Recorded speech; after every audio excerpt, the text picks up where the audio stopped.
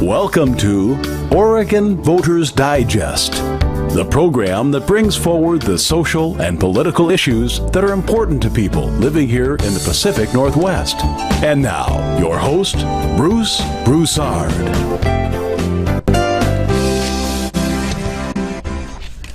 Thanks again, folks, for being here with us today for this show. Boy, it's going to be an interesting show. Pretty hot day today. Hot day here in the Pacific Northwest. Pacific Northwest. We're going to be looking at about four days, if you will, of 90 degrees or better. That's not something.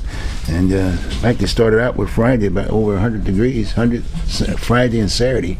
That's indicated 100 degrees. So, bottom line is that, but the fact of the matter is, the show goes on. I mean, the show goes on. And naturally, what we've been doing, we've been following the area here within our Portland metropolitan area because it's the largest city of the state of Oregon. And naturally, when things happen in this area, it's normally pretty well talked to here in the Portland area. And as you know, we've got a new city council kind of a concept aspect of it. And that's an interesting thing, and we got a new council members and all, and a new mayor and whatever, and things are happening. I mean, they're growing pains, so to speak, right now. People are still trying to figure out what they're going to be doing, how they're going to do it, but at the same time, the taxpayers are picking up the bill. We're picking up the bill, and we're very concerned about that. And that's one of the things that I've been trying to focus on since the new city council has come into play. Very, very important. So, as following up on that, I've got a person who's been around for some time, John Sweeney. He's been here with me for quite some time. And anyway, I called John up, and we're just going to be just doing an overview kind of a thing in terms of what he brings to the table and what we think about what's going on as it relates to the city of Portland and the state of Oregon. Okay? John, how you doing? Welcome. Wonderful. Okay. Absolutely. Good. We're in here where it's somewhat cool. Okay. All right. So let's see. Danielle. Okay, good. Sounds good.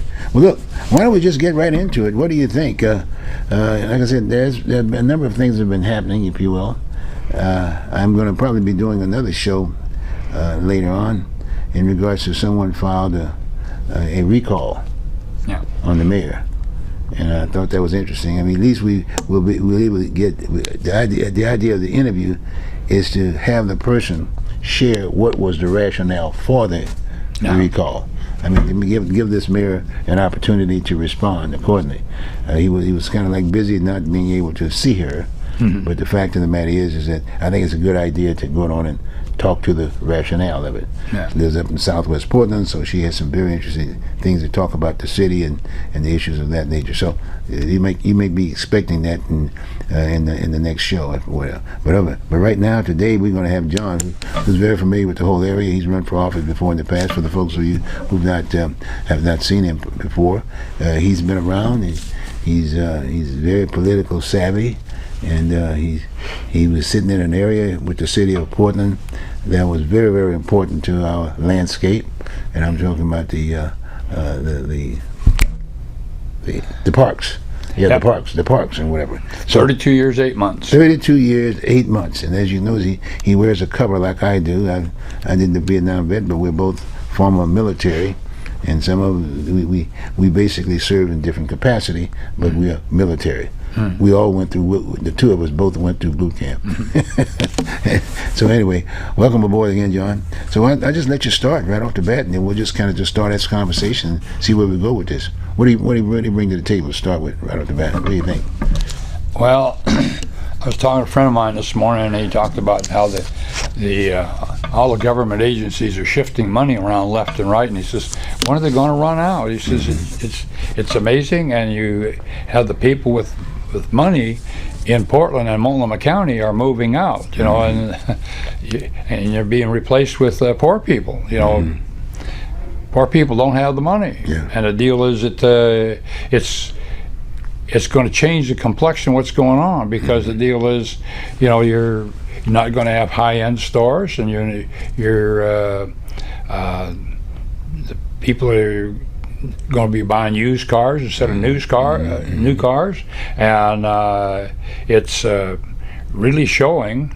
And in fact, the latest I heard that it come the the 2030 census, that Oregon might lose another the congressional seat. Oh, really? Oh, yeah. So the deal is, we finally got up to six. Well, so in the which area? Which areas are going to be? Well, they can run any way they want. They redo the thing now. The thing is that so for the 2032 election, there will be 5 congressional districts. Now, if you look at the map on the history, when they had 4 districts, they somewhat made sense. But when they went to the 5th district, there was a lady in the Multnomah County Democratic Central Committee who was in on the redistricting. She says they gerrymandered the hell out of it. And if you look at how the things are made up, the districts on the map, you figure, what were they thinking? And then the thing is, they turn around for the 6th congressional district, the same thing. Now, I just sent out a thing last night. But anyway, the thing is that they had changed it so much. And you look at Multnomah County, geographically, it's one of the smallest counties in the state. But it has portions of 3 congressional districts, 1, 2, 3, and 5. Wow. And the 5th was the largest one, right? The former congressman. Yeah, because it kind of gets into.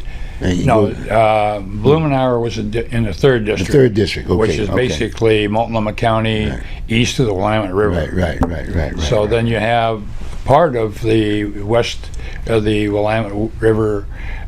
Most of it is in District 1, but there's a section that's in District 5. And if you look at it, they've Janelle Bynum which one was she? And Janelle Bynum has District 5 or District 6. District 6. Yeah. Okay. And if you look at those maps, it just doesn't make sense. In fact, you look at around the country and see some of the maps. They have one in Arkansas or something. It looks like this, goes around into the city, and the deal is to get more Democrats, and you hear the locals saying, mostly Democrats are saying the Republicans are doing it. Well, if you're in a Republican state, they are. Or if you're in a Democratic state, they're doing it. They are. So it's the deal is it's kind of like the pot calling the kettle black, So it's but. And I wrote a thing yesterday to an outfit and passed it on to several people, saying that when they talk about the redistricting commissions, there are usually some political hacks and all that. And I'm saying let's make it the Secretary of State in each one of the states and the county chairs. Because they're all elected by the people, and they have to answer to the people, and that would make more sense. And then maybe the fact is that they could go to Multnomah County being just District 3. And I've talked to Lou Fredericks a couple times, and he doesn't want to do that. State senator, right? State Senator Lou Fredericks. He doesn't want to do that. Talk to some others. They like it the way it is, but the deal is they don't care about the cost, because in doing the elections, you have to compensate for the 3 congressional districts. If it's all just District 3, like in most counties, they have one district to foot the bill for, and the cost is almost minimal because it's just another sheet of paper and another little digit on it. And that's the taxpayer again. Yeah. We got to pick up the bill. Yeah. Right. And and some of us just talk about how much money you can save, and they look at me and their eyes roll back in their head like, save money? We're in the government. He says, hey, I work for the government for 32 years, 8 months, and says, saving money works. Well, on that particular point about the money aspect of it, as you know, with the city council people, we got 24 city commissioners now, each picking up about $150,000 a piece plus perks. plus perks. Plus perks. And you throw that piece in there, you're talking about $200,000. I'm just throwing that in. You know, that's medical and all the other stuff. Oh, yeah. Gas, cars, and all that other stuff. You know what I'm saying? So that's an interesting piece. And the other deal, when you start thinking about the congressional delegation, the congressional and the senatorial piece, that's another big tab. That's about $1 million a shot.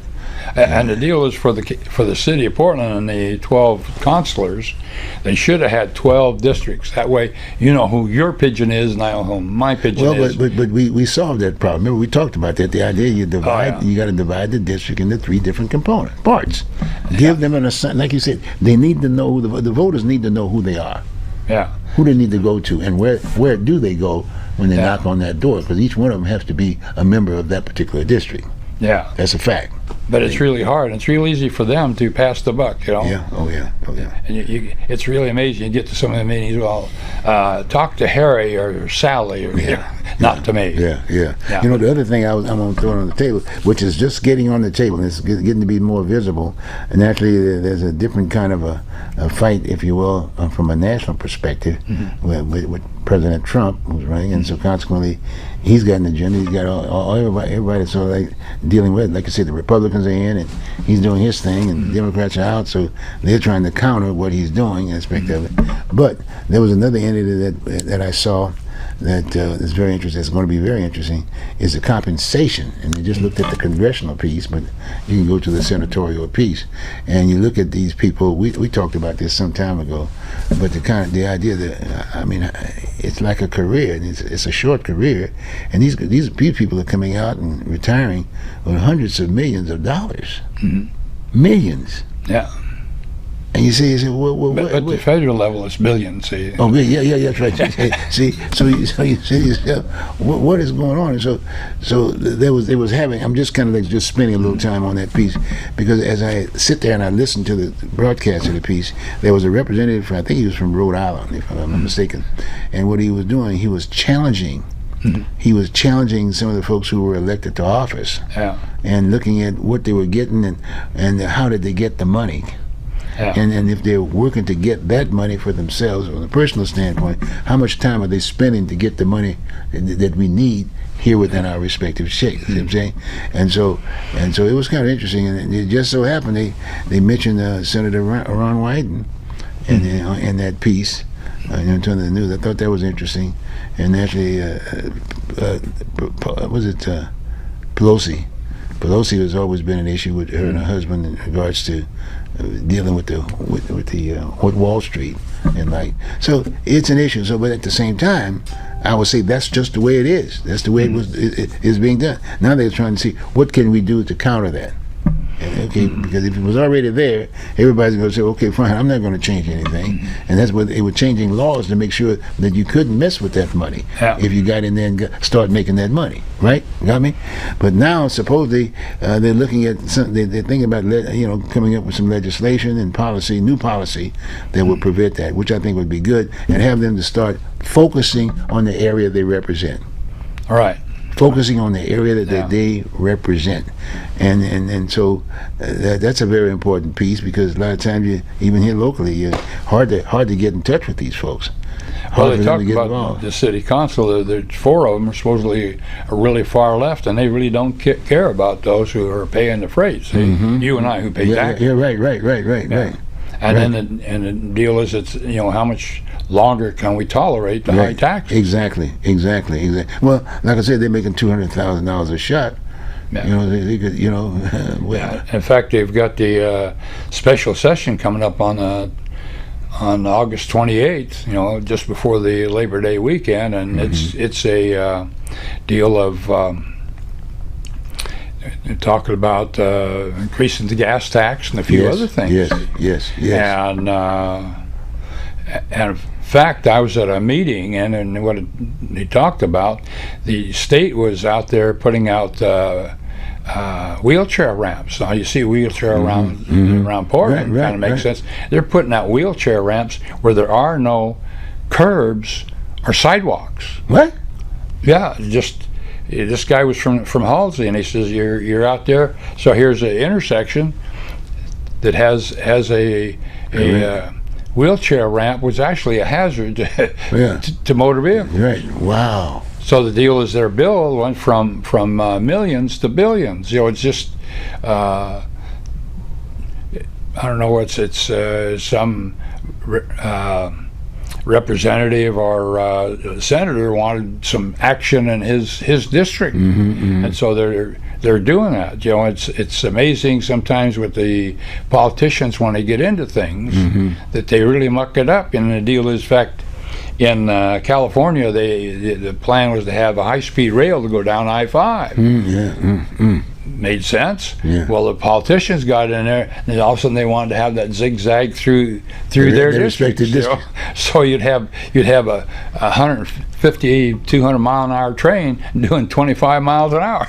And who's supervising these individuals? You would think that the people could do that, but the people don't have any supervision. Well, the deal is when they got into changing the route, they give up on it. So it's kind of on hold, and that's the latest I hear. But a lot of things happen like that, like you said. Oh yeah. A lot of it happened and that we don't know about.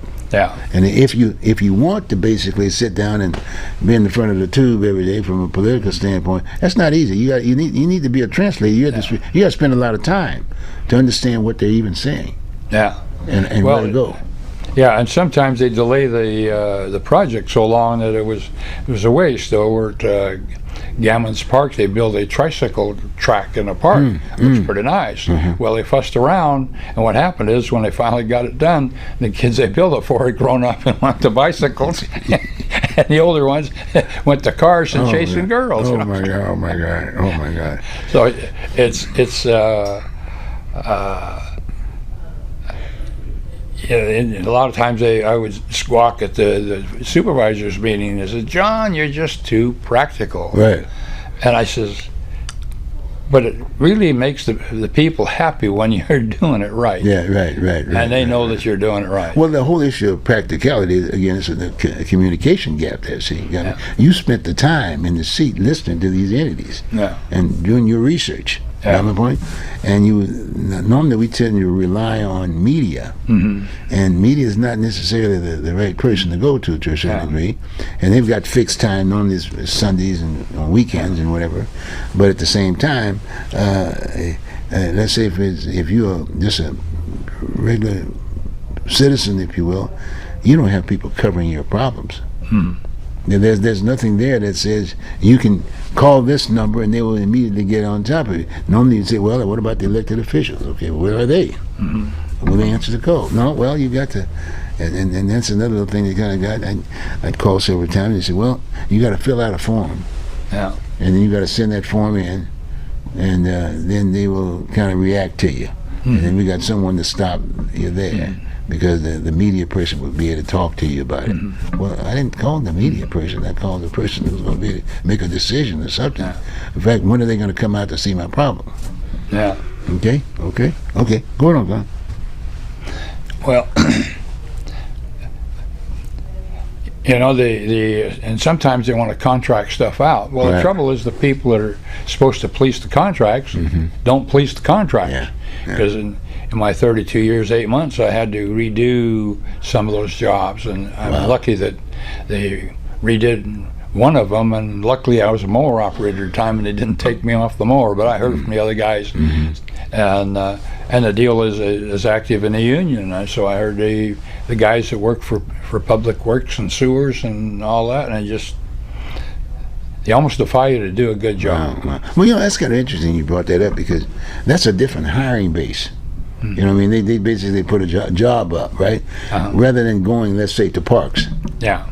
And sitting down and talking to you for what the needs are, right? Yeah. And then when you dot the I's and whatever, you basically hire from within. Then maybe replace that person with someone else. But that entity, those individuals that are working in that area, would tell you basically, can they sacrifice another person, or can they bring in another person? And the rationale. Have they been doing that in the past when you were there during that particular time, in terms of asking you those kind of questions, in terms of what kind, we need another person, or we don't need another person? Or well, one of the things is that with the parks, the deal is about a couple of years before I got to be a supervisor, he started hiring college graduates for grub jobs, and they didn't want to get their hands dirty, work up a sweat. You know, take a job as a janitor, you're expected to sweep the floor. Right. And he didn't like that. No, so and the deal is for one classification they make more in than out. See, and in fact the deal is this one group. The deal is a certain group had accessory jobs to do, and when they got the tough stuff, why they had to redo that. So they're wondering why the job took 3 days instead of one. Well, five people were doing the work in 20. Jesus Christ! Again, the same thing. The cost. Who picks up the tab? Yeah. The taxpayer. Yeah. And in the news, the deal is down in Lane County Community College is doing away with the LPN program, you know, licensed practical nurse. And they actually showed in the article that this gal had become an RN. She started as an LPN, got some more schooling, and become an RN. Right. And the trouble is that cuts a lot of people off for that ladder. And I was on the Multnomah Education Service District Board, and they had a school nurse program. And they says, and you had diploma nurses and degree nurses. And he says the diploma nurses were better because they had more hands-on, because they could always get the degree later. And of course, then you had masters, and they were starting to have doctorates of nursing science. So, you know. And so they have this ladder, and they build these things up. In fact, I met a kindergarten teacher that had a PhD. Wow. So you had to get your license or your degree, and then you started teaching. Then you had to get your certificate, and that was one pay rate. And then the thing is, for a few more, I think about 15 quarter hours, you'd have a master's degree, which is a bigger step. And Right. That's why a lot of teachers have master's degrees, because they had to go to school anyway. Yeah, right. And then most of them after that would be going to community colleges to do their things. But some of them would go on for the doctorate, and then they would do community college stuff later. And so that's how some of the costs are run up. But that's because of the pay rate, right? Yeah. I mean, the pay. Yeah. Okay. Good. Wow. Well, tell me, anything of interest as far as with parks? What about anything in parks? Okay. Well, I called up my contact at the Park Bureau, and he's in Disneyland with his family on vacation. Okay. I said, well, what do you hear? He says, well, nothing that affects me and my group so far. Now the deal is, my next door neighbor, I didn't see him, but anyway, yesterday they had the meeting. He went to work at 6 o'clock, and at 6:30 in the morning they had a deal where he was going to go. So I haven't had a chance to talk with him. Now the plan is that starting in October, basically after the summer season, because summer season really runs through September, that they're going to combine a lot of these as like services, you know, where they can, you know, parks and water and sewer and roads could be put together and shuffle things back and forth.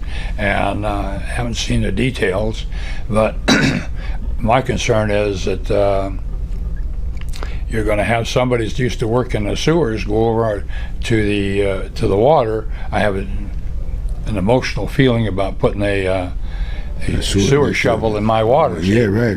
But the deal is, they would.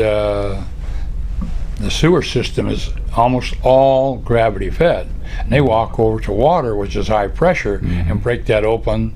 They could be a surprise, because they've actually had water pipes break and have gigantic canyons instantly. In fact, my park contact, he was with sewers for a while. They went to check something by Hosford School, or Buckman School, backed up to make a dump, and it dropped in the hole, see, clear to the cab. Oh, man. Luckily, they had a ladder and able to get him out. Oh, my God. It took a real big truck Oh to my snake God! that thing out. Oh my God!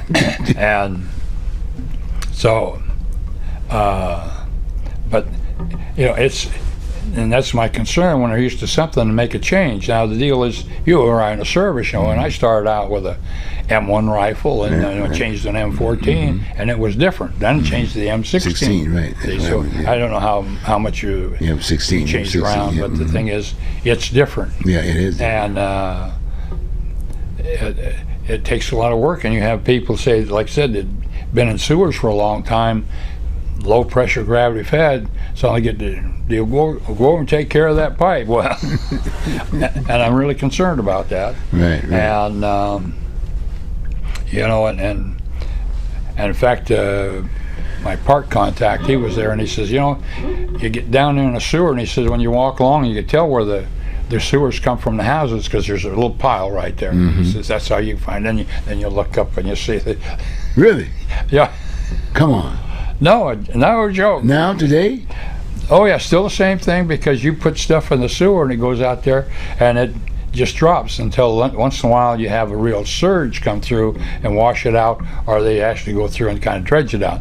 But the deal is, the easy way, they say you don't have to go looking like this. The deal is, you just look for the piles along on the floor of the sewer. See? Wow. So, and of course, he talks about when he was in street cleaning in downtown Portland one time, had a shootout and had a couple of bullets hit his truck, so he writes he was in combat street cleaning. Jesus Christ. I says, how'd that happen? He says, well, he's behind the wheel, and he says, really scooted down real small. Wow. He says, luckily the guy's only shooting a 380 at him. Well, tell me something. What about that budget now, as far as parks are concerned? Any news about that piece? Which one's that? The parks. Oh, the parks. Well, budgets. Another concern is that when I was in the parks, I was mowing the fire trails in Forest Park. And I have people saying that wasn't important.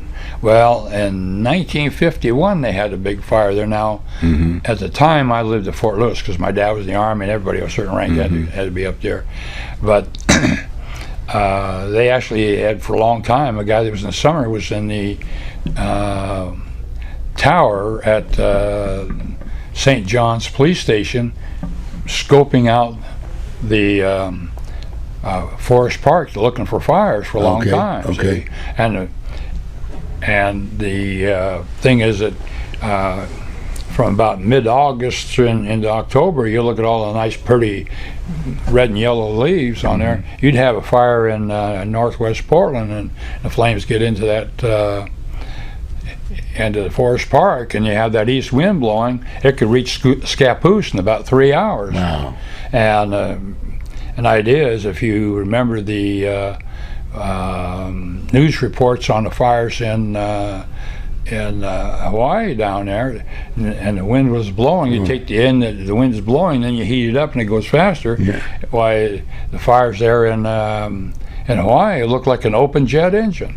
And it gets up there and goes, and fire at ideal conditions can spread at 500% per minute. Big time. That gets real quick. Jesus Christ. And you get those leaves starting to blow. Like I said, it could reach Scappoose in 3 hours.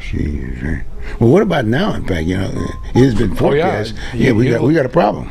Oh yeah, you just look around the area here. In fact, a lot of the new diesel trucks have got systems on them that they go through a cycle and generate heat.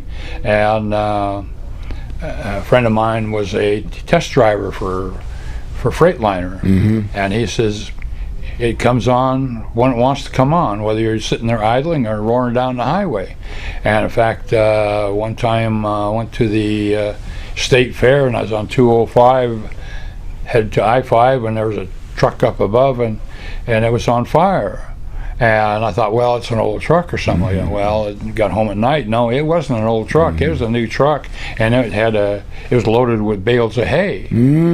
And the deal is, if he would have stopped about 100 yards before or 100 yards after, he would have been under those maple trees, and that would have got up into the residential areas. Yeah. And people have no idea how dangerous fire is, and being on the safety committee at work and in the guard, why you get to know those statistics, and it's amazing on what happens.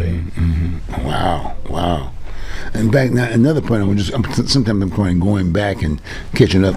What about the so-called gerrymandering now that they've made new boundaries now? We got new boundaries here in the Portland area. Now the deal is also when the 2030 census is taken. Right. Then in 2031 they will do all the shifting around for the congressional districts, the Senate districts, and the House districts, which is pretty easy because they'll do a Senate district and then just cut it in half for the two House districts. And then you're going to talk about the county positions and the city positions now. About the city, yeah. And then also the school district has their boundaries will change. But the deal, if you're running for a Portland school district, you have your district you're in, but you have to run citywide. I don't understand why. Which is really bad. It's really bad. You know, the Multnomah Education Service District has 7 members, so you have 5 districts and 2 at large. So when it's time to vote, you're either voting for 2 people or 1 person, but you're always voting for somebody. And in Portland Community College, you have 7 districts, so you vote for a member of the Portland Community College every other time, every 4 years. So, and then you're looking at Multnomah County coming up, but in Multnomah County, I haven't found out how many people are going to be there, but they're going to go to this ranked choice voting in the November 2016. That's the county. The county, yeah. So they're changing to the same thing the city has, and the thing is that they did that in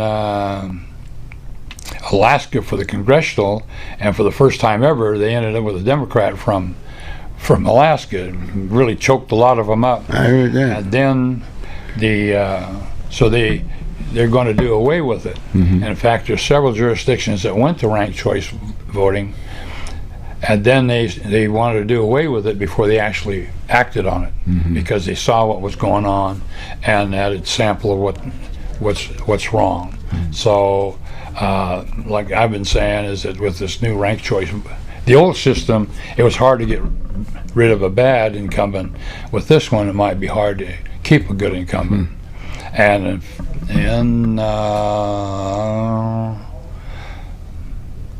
in New York, I think it was, they had this big race, and they targeted a guy who was a conservative to make sure he did not get elected, and in fact he'd be clear out of the system because they wanted so far left. And so it's in a lot of these big cities or places where they have rich people, they're moving out. In fact, a lot of people that work in New York City, they actually live in Connecticut or Vermont or something like that, and they commute, and some of them actually can afford to have an apartment in New York. So they would come on Sunday night, and then on Friday night they would leave, because of course the company they're working for is paying for it. Right. But then they're paying an income tax in 2 places. And in fact, Hillary Clinton in New York was paying $7,000 a year for taxes on her place. That's about 3 times what I pay. Right. and I'm kind of grudging about what I'm paying. So, but so much people make so much money. But the thing is, there's things that they do where they don't live where they work. Right. And the rail system back there is so good that they can do that. So, That's another good aspect of it. Now, tell me about what do you think about the mayor now so far? You think he's doing a pretty good job? Well, he looks like a deer in the headlights. And each day I see him, he looks like the headlights are getting brighter and brighter and brighter. It just seems like he's walking out in a cesspool, and it's not deep enough at 2 feet, so he's gone to 3 feet. It just all what he wants to do, especially with the homeless and all that, it sounds good, but the deal is there's only so much money. So what about us who are paying the freight? Wow. Now, my wife wants to stay here, see, and half a chance, I think I'd be out. Yeah. And a lot of people that are have money, a friend of mine says they're moving to Clackamas County. In fact, you want to have somebody from Clackamas County go through the roof, tell them that they're going to do Willamette County. Willamette County, they're going to combine Washington, Multnomah, and Clackamas. They don't want any part of that. Oh my God. Yeah, because a friend of mine was explaining that. He says he could explain it to me because I was pretty calm about it. But he says all those his friends. He said you mentioned Willamette County, and they really go ballistic. You know, I'm throwing something else out on the table. Is that the new city council? You know, they're still in boot camp. You know, they're still in boot camp. But naturally, they've got to address certain issues. Yeah. And then I see that some of them are a little stronger than others. They've had some, like I guess Loretta Smith's gone, and you got the city council folks that were there. Dan Ryan is there. You know, kind of a deal. And who's the other guy? Well, I've watched a couple of the meetings, and you know, it's just like sometimes in a crowd, you always have people always making more noise. Yeah, and they, right, you know, they interrupt you, and they do. You know, they have no courtesy to others. Right. And when they had the milk carton boat race, I talked to one fellow. I don't even remember his name, but anyway, he's part of the lefty crowd, and he didn't seem concerned about our interests at all. I tell you. And it's just that they want to give away the farm, but you know, the farm only has so much money. Yeah. Well, you know, on that same note, you know, we constantly talked about what they could do. It was just basically throwing something on the table for them to think about, like you said, the whole idea of the districts. You know, we got 12 people there, and people are concerned about the fact that they're not reaching out to those folks unless you go through a process. That's one thing. And if you don't know how to go through a process, you know what I mean? Guess what? You're out. You're out of luck. And then when? You know, some people can, you know, like anything else, senior citizens, for instance, there's dementia there, there's all kinds of things they can barely forget, and so you got to have somebody that can communicate with them. That's still a major issue. Well, one of the things I could say is that there's time for them to put an issue on the ballot, because that's why the state legislature is having that meeting on the 28th, because they could pass the fact that there's going to be a increase in the gas tax and a couple other things and that is in the limit. So the deal is the city council, the county commission, and all that are in a position where they could put things on the ballot. And the way what I hear from people, they're not in any mood to put any more new taxes. Wow. You know, so. But then how do they pay for services, needed service again? Well, you know what they found out, and I was surprised to hear this, is that when they lower the tax rate, they get more money. Because the deal is, when you're working for somebody and they give you a paycheck, and you take that dollar, it moves 4 times. Yeah. Well, the more dollars kind of shooting out the end, you know, like a shotgun, the more money that gets taxed down the road. Wow. Because the deal is, you're buying more things. You know, you're going out to dinner. You're buying a new tie, or you know, or whatever it is. You're buying new things. You're doing new things. So you're putting other people to work, and they get, you know, you're just kind of like just mud's flowing downhill. But that's the thing, and because John Kennedy did it and Reagan did it, and they ended up with more money. And I'm a low flat rate tax guy, because you know they're saying, well, the rich got to pay more money. Well, if you got a flat rate, you know, a guy paying $20 an hour is going to pay more than somebody making 10, and the guy making $100 an hour is going to be making more still. Right. And there's people out there making $500 an hour, and at 10%, you know, that goes up. Well, big time. Gee whiz. And the deal is, it's the people with money, they buy real nice things and go real nice places, and really put people to work. And that's what it counts, is when you buy something. Because I try to buy American products as much as possible. So I like to say is that when you're buying American, you're putting your neighbor to work, and right. when your neighbor buys American, they're putting you to work. So that's the good thing to go for.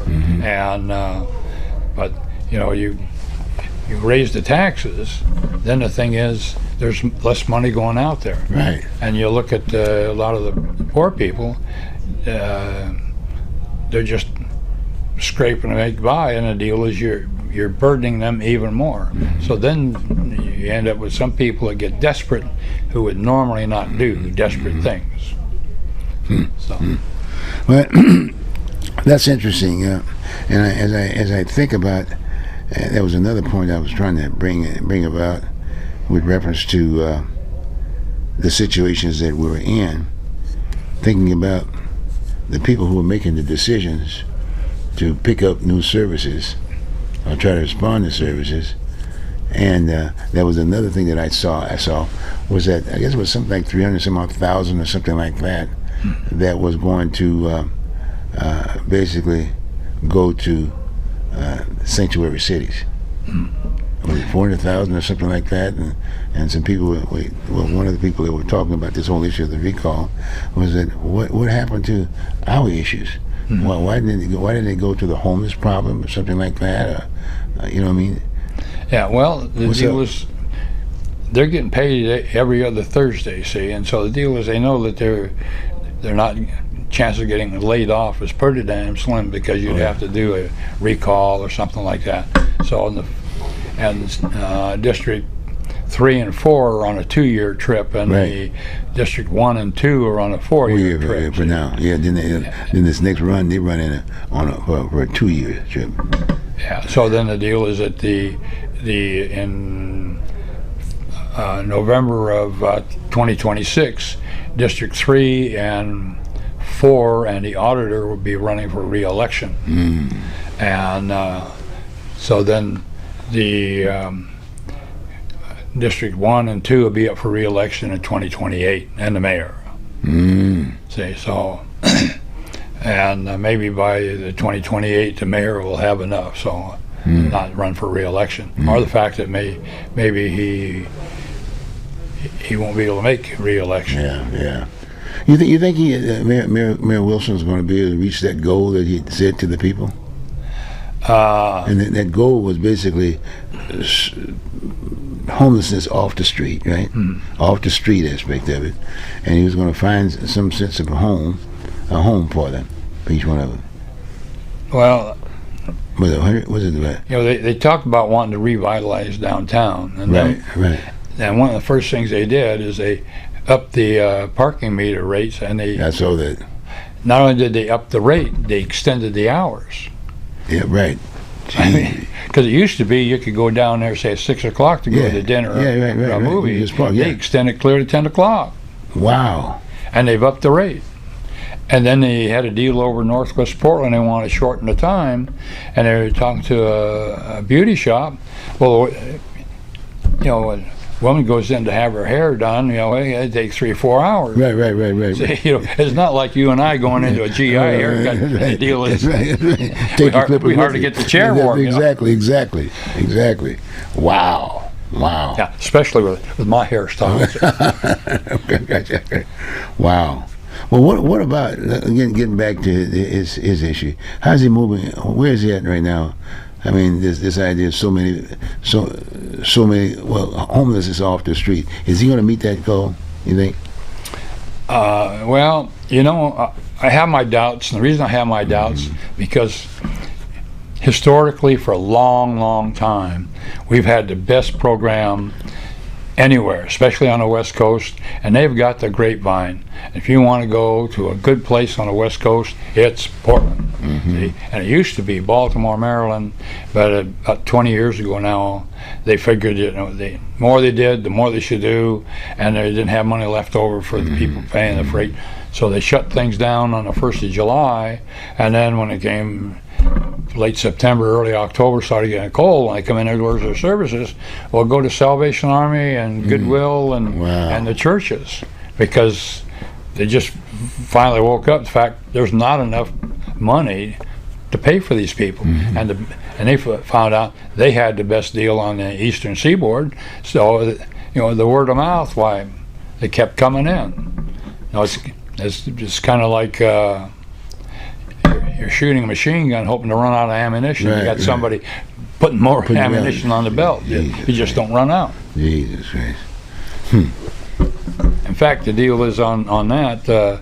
Vegas, what they do is they find out you're homeless. Where'd you come from? Well, from L.A. Well, here's a bus ticket. Get on that bus and get out, because they're not there. And an odd thing is, more people are freezing to death on the streets of L.A. than they are on the streets of New York. Really? Yeah, because, it's a nice warm place. Right. Well, you're right there on the coast. Gets a little chilly, and that moisture comes in there. It's just like say the humidity is about 80, 90%, and it's 40 degrees. It cuts through. It cuts through you. Just like a knife. Right. And they'd go to sleep, and they just wouldn't wake up. Right. Hey, I know you go to these various meetings. How is Portland going to react to the whole issue of Sanctuary City? I mean, it's coming this way. I mean, I notice that.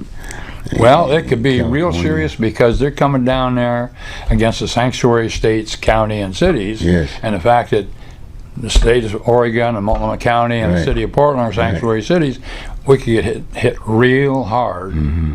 And so... is there someone reacting to that? What committee? I mean, what is the mayor is the one that's supposed to be reacting to that? The city council? Who are the entities that are going to at least inform the citizens, if you will, the taxpayers? Yeah. What's happening, and when is it going to come? Well, it'll probably come down nationally, because what I've read through my computer and stuff like that, the fact that they're going to clamp down on these sanctuary cities, because they're not doing away with DEI and a few other things, and they're just saying they're just going to shut the pipe off. Because this is the thing. Now, it used to be all governments' fiscal year was the 1st of July to the 30th of June. And, well, I forget what year it was, but now the federal is the 1st of October to the 30th of June. Okay. So when some of this money comes out, it's on an overlap. And so the states and counties and cities and schools and all that want to start a program, and a lot of their programs, say like the schools, starts in August now. It used to be it started the day after Labor Day. Right. But the deal is the federal money doesn't kick in, and then when it turns around and they want to shut it off, well, so they shut it off the 1st of July, and then the Fed says, you got money left over, give it back. and you ought to hear them scream and talk about giving that money back. Right. So when I was on the ESD board, their system had that if the money manager of a program had money left over, they got to take it in a cash balance forward, see? So it paid them to be a little skimpy, and what happened is sometimes you would have teachers or staff or something, they would get a job offer and they would leave a few weeks early. Well, that's that extra money that the manager had. And I got you. One guy, one time he says, he had 10 teachers left. He says, I got a mountain of money. And he says, but he also had a shopping list of good supplies he could buy that he wanted. So, and they were watching what they spent and were doing a good job. And then again, rehashing that same piece, the whole issue of the sanctuary city thing is still a kind of a weird situation there. You got all these folks that are here, Yeah. And they've got to work somewhere. They got to eat somewhere. Yeah. Well, it's And then what about the people who are already working? They're being laid off. well. On that, the fact that it was safe, a government job was safe. You get in, you get your probation, and you get a couple of years, and things are good. Well, all of a sudden they're having these layoffs for people who've been on a job a long time. It's a friend of mine a long time ago. He says his dad worked for the railroad. He says it was real good until they went to diesel locomotives. He says now he's had 25 years on the job, but it wasn't full time. There was an extra board. He had to be down there and hope that that they either called a lot of people or a lot of people weren't standing in line so he can get some time. Right. And so here you have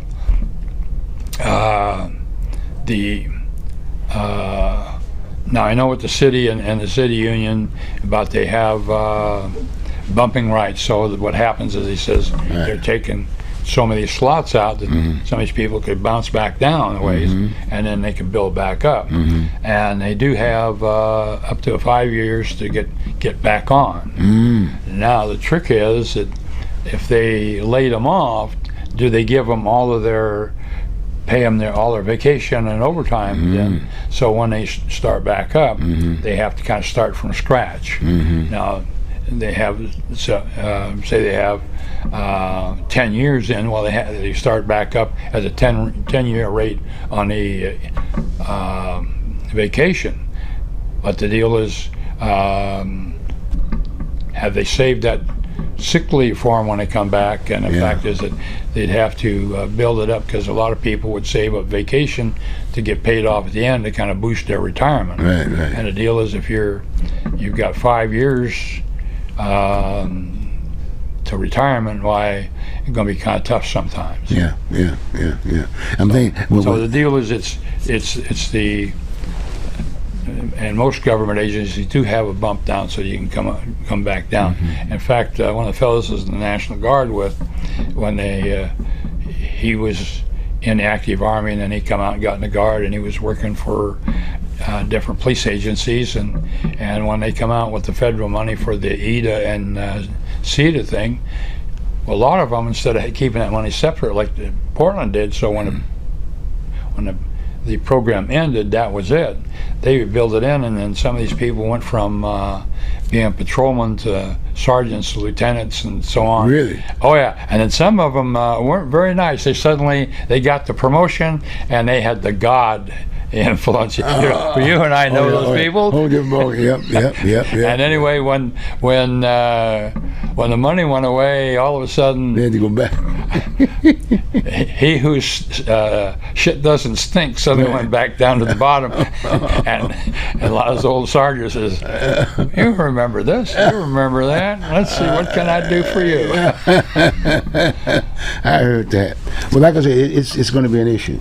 Yeah, it's going to be a big issue. And I'm bringing it up now to the subject because that's one of the questions you'd like to ask your city commissioners and your county commissioners.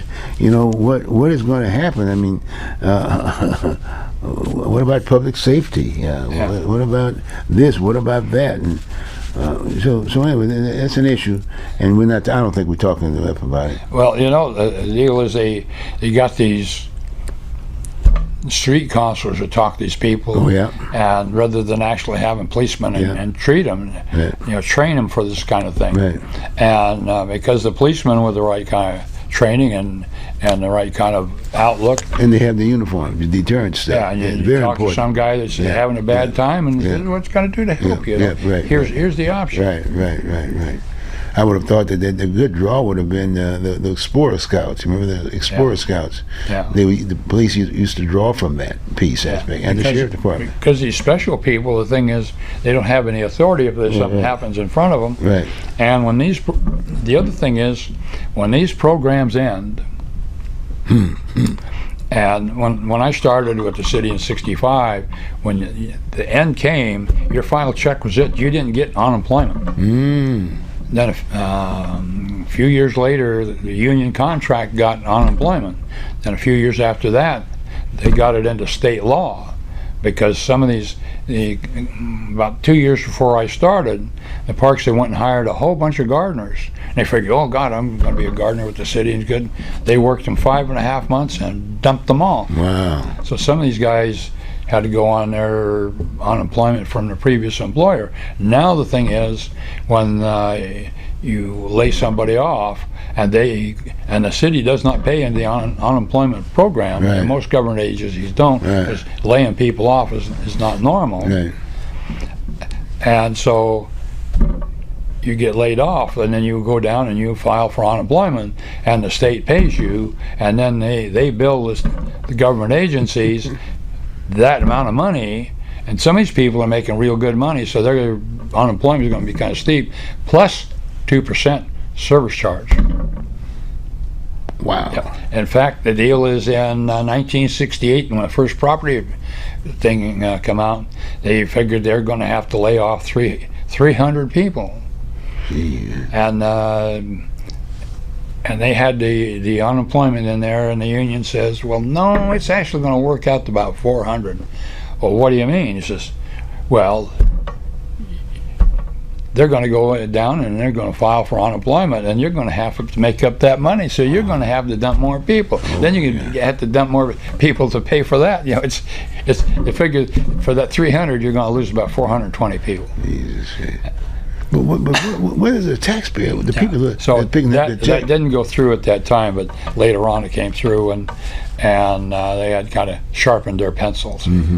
But this is the thing: is that well, ODOT's is in that right when now. you want to save money, the deal is sometimes they want to do a butchery thing rather than looking at the sharp pencil. See, in fact, in the management schools I went to, they had a thing called Quality Circle, and what you do is